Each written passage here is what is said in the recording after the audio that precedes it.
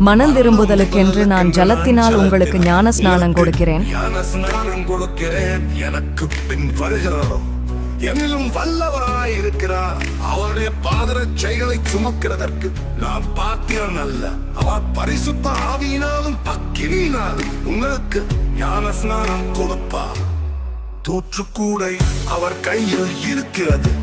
அவர் தமது களத்தை நன்றாய் விளக்கி தமது கோதுமையை களஞ்சியத்தில் சேர்ப்பார்.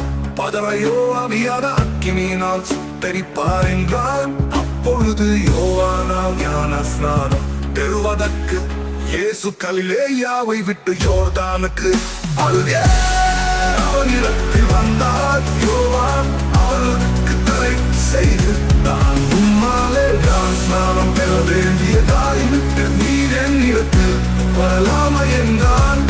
இயேசு அவனுக்கு பிரதித்தரமாக இப்பொழுது இடங்கொடு. இப்படியெல்லாம் நீதியும் நிறைவேற்றுவது நமக்கு ஏற்றதாயிருக்கிறது என்றார். அப்பொழுது அவருக்கு இடம் கொடுத்தார்.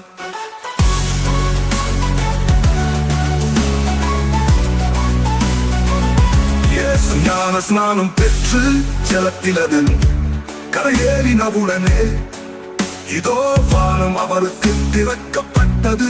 தேவாவி புறாவை போல இறங்கி தம்மேல் வருகிறதை கண்டார். அன்றியும் வானத்திலிருந்து ஒரு சத்தம் உண்டாக்கி இவர் என்னுடைய நேசகுமாரன், இவரில் பிரியமாயிருக்கிறேன் என்று உரைத்தது.